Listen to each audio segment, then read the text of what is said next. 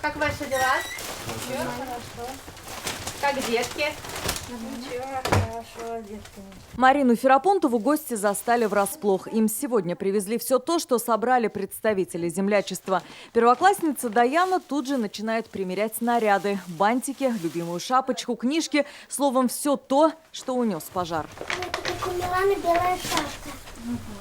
После пожара 5 детей семьи Ирдинкиных приютили родственники. Марина Ферапонтова – их тетя. Старшему Радику 14, младшей Ульяне 2 годика. Марина сама воспитала 4 детей, теперь, говорит, их 9. Это же как родной кровь наш.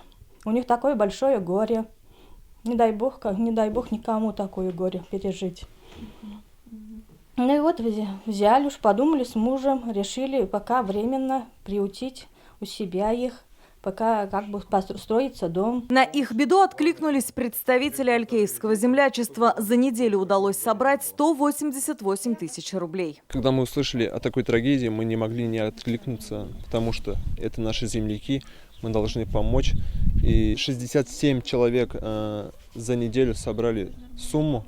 Это были не только алькийские люди, также были с Калининграда.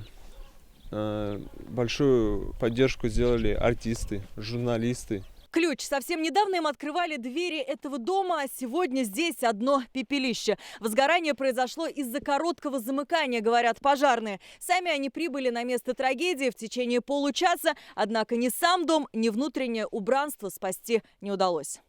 Дети, давайте пейте чай, сладости, с печеньями, с конфетками. Тетю Марину дети называют второй мамой. Родная в запое, отец на заработках. Пока дети будут жить у тети. Здесь, верят, достроят свой новый дом. Его начали возводить еще до пожара. На строительство стены, крыши ушло 7 лет. Остались внутренние работы. Помочь семье Ирдинкиных можете и вы. Для этого достаточно отправить любую сумму на номер счета, который указан на экране. Алия Хайрудинова, Александр Лобанов, ТНВ, Алькеевский район. Закажи рекламу на ТНВ. Телефон в Казани 5 705 100.